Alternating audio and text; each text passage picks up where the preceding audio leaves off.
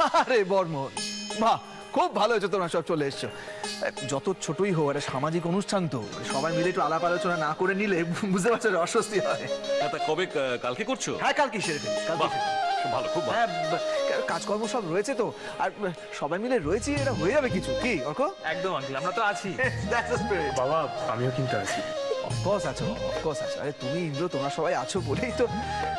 By the way, পিমুনি কোথায়? ডাক ওকে, আর সেই তো অর্গানাইজ করার মাস্টার।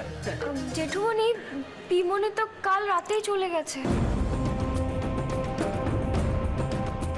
সে কি ঠাকুরজি এভাবে কাউকে কিছু না বলে চলে গেল? কি ব্যাপারটা কি? মিষ্টিমা, আমি আর দিদি ভাই অনেক আটকানোর চেষ্টা করেছিলাম, কিন্তু কিছুতেই শুনলো না। শুনলো না মানেটা কি? তোরা নিজেরাই চেষ্টা করলে, আমরা তো কেউ কিচ্ছু জানি না। পিমনি বলতে বারণ করে। কথা শুনলে? পিমনি নাকি বলতে বারণ করেছিল, তাই ওর আমাদের কিছু বললোই না। বাড়িতে বড়রা নেই, তোমরা কেন ডিসিশন নিতে যাচ্ছ একা একা? আমরা সবাই কত আশা করে এ বাড়িতে ফিরে এলাম, সবাই একসঙ্গে থাকবো বলে, আর ঠাকুরজি নেই। কি খারাপ লাগছে বলো তো? তোদের কাছে কিন্তু শুনেছি কি কোন ডারে বস্তিতে গিয়ে থাকে। কেন থাকবে আমার বোন ওখানে?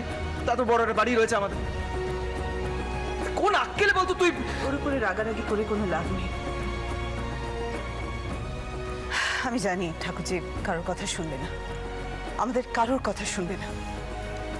আমি ওকে যা যা বলেছি, যা যা বলে অপমান করেছি, সবকিছু ভুলে ওর পক্ষে এ বাড়িতে ফিরে আসা সম্ভব না। ও কোনোদিন আমাকে ক্ষমা করবে না। আমার উপরে অভিমান করে ঠাকুরজি কোনোদিন এ বাড়িতে ফিরবে না। কে বলেছে ফিরবো না? দেখো কেমন দিব্য চলে এসছি আমি। আমার তোমার উপর কোনো অভিমান নেই, কোনো দুঃখও নেই। কেন থাকবে বৌঠান? দেখো, রায়ের কথা ভেবে আমি যেমন অনেক কিছু করেছি, তেমনি তুমিও তো কৃষ্ণর কথা ভেবেই যা করেছো, তাই না? তোমার জায়গায় থাকলে কে বলতে পারে, হয়তো আমিও সেগুলোই করতাম।